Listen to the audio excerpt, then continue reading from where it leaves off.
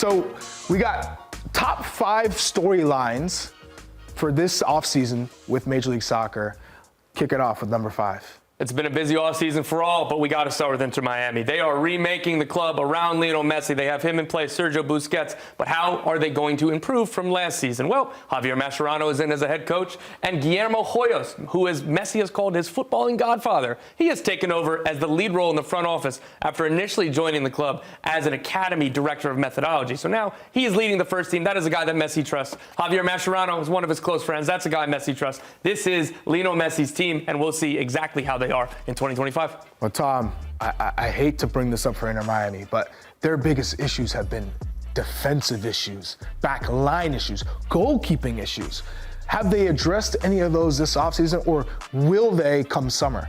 So they brought in a couple new defenders to try to shore up that back line, and they also brought in a new midfielder, a young Venezuelan international. He is going to help them a lot in replacing Diego Gomez, because what you need around Lionel Messi, and particularly Sergio Busquets and a hobbling Luis Suarez sometimes, what you need is a lot of dudes who can run, and that's what they try to do this offseason. And you're looking here at the new signings. Those are their 5 key signings. I'm looking forward to all these. I do like Fafa Picault. Coming off the bench, he'll start some games. He'll be very, very impactful. He's somebody that when we're talking about legs, we're talking about running, one of the fastest players in the league. I think he's gonna eat this year. One of my favorite former teammates in Fafa Picault. Always a good story from him. All right, storyline number 4, we got stars coming and stars going. Break it down. Exactly, and we're near Valentine's Day here, so let's talk about a couple beloved stars. Okay. Cucho Hernandez has left the Columbus Crew. He's going to Spain, Real Betis. He in a $16 million deal. That is an easily club record for the Columbus Crew. It is a sad day for us MLS sickos because he was a joy to watch in this league, and I think he's going to kill it in Spain.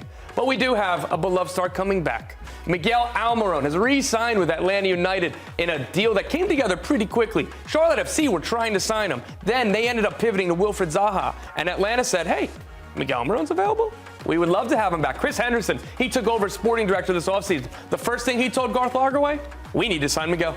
And that they did, and Miguel Almiron is back in Atlanta, and my God, I can't wait for his first home game. I love that. And I love the fact that Cucho Hernandez has done so well, and he's going to Real Betis in La Liga. And hey, La Liga, it's a pretty strong team. It's a good, obviously an incredible league, but he's also going to be playing with Johnny Cardoso, U.S. men's national team midfielder. All right, storyline number 3. Break down San Diego's roster build, because I want to say it's been very underwhelming. I don't know if I'd go that far quite yet, but number 3, the intrigue around watching San Diego come to life. They go from a theory, an idea. We talk about everything we want to be. Well, you have to fill the roster. You have to make some signings. This team is led by Chucky Lozano. They're led by Anders Dreyer, who they signed from Anderlecht. Those are going to be their 2 stars. The only worry is, like any other team in MLS, like most other teams, I should say, depth may be an issue. What they want to do is play out of the back. They're going to be entertaining, or going to try to be entertaining. I think from day one, the fans are going to bring it, and they're going to have some good moments. Charlie, what do you think that they're going to be like in 25? So my question to you before I answer this is, when I say underwhelming, for a $500 million expansion fee to come into the league, we heard some names being linked to the club, like Kevin De Bruyne, right? Sure. Big names, big splash into a market where Southern California is already dominated by LA Galaxy, defending MLS Cup champions, and LAFC. So you would think to take the notch up, to compete, you would see a little bit, maybe some bigger names. Is this an MLS team, playoff team off the bat? Ooh, that's a tough question. That's a good pivot. So let's start with the roster build. So what I would say is Chucky Lozano. That's a big star. Maybe because they signed him in the summer, that shine has wore off a little bit. I think that we're going to remember how big a star Chucky Lozano is just in general, but particularly for a city right on the Mexican border. The fans, I think, are going to go crazy for him the same way that LAFC did with Carlos Vela. Now, Chucky Lozano is going to have to live up to that individual and team success that Carlos Vela had with LAFC. It's going to be very difficult. We'll see. Are they a playoff team?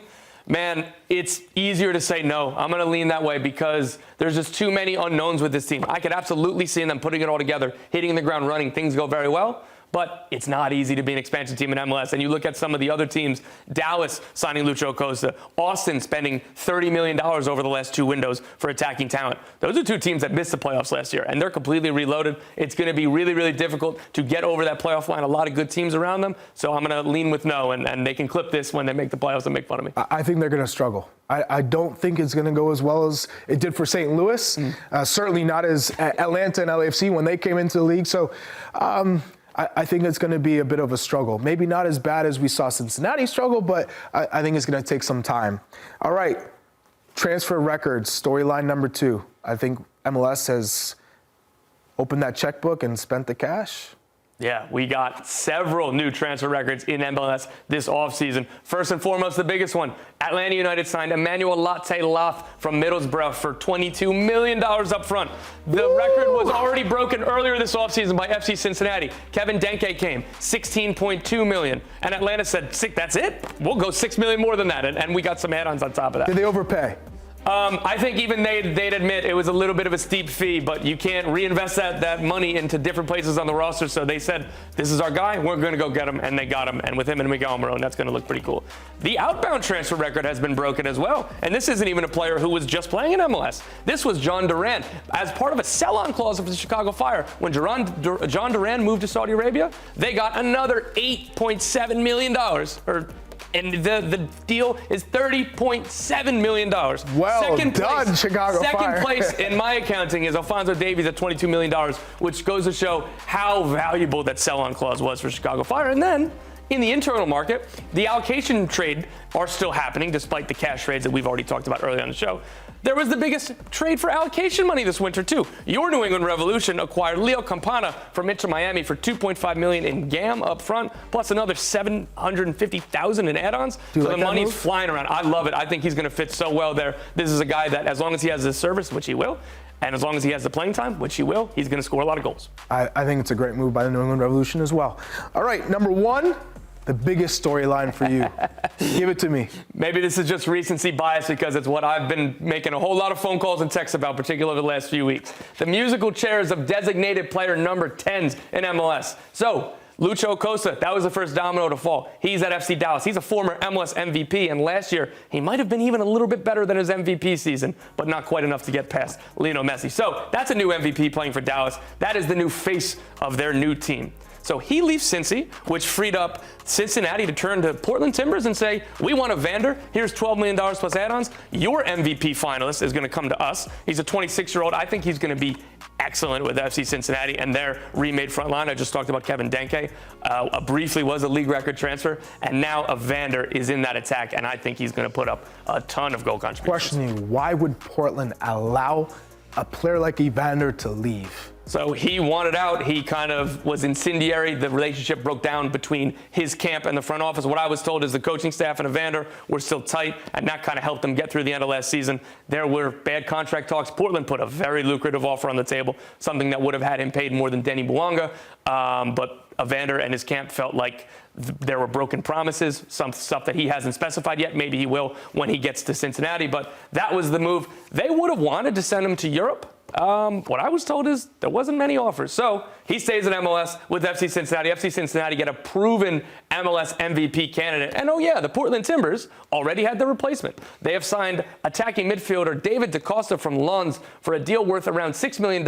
He is already with the team in Coachella for preseason. Everything is done. It just needs to be announced, just like Evander needs to be announced. All of those deals have been reported, and they are about to be done. I'm going to put you on the spot because this has been absolutely sensational from you. Which team has the biggest surprise turnaround from last season to this season? Ooh, in terms of transfers this winter or points total? Point total. For me, so New England have a good shout because they started so low. Same thing with San Jose. I don't know exactly how high both of those teams are going to go. One team I do think that has a real chance to get a home playoff game, St. Louis City. They missed the playoffs last year. They made several really big signings at the end of the summer transfer window. People I talked to at that club say if we had 2 more games in a regular season, we would have made the playoffs. This year, I don't think that they're going to have to worry about it.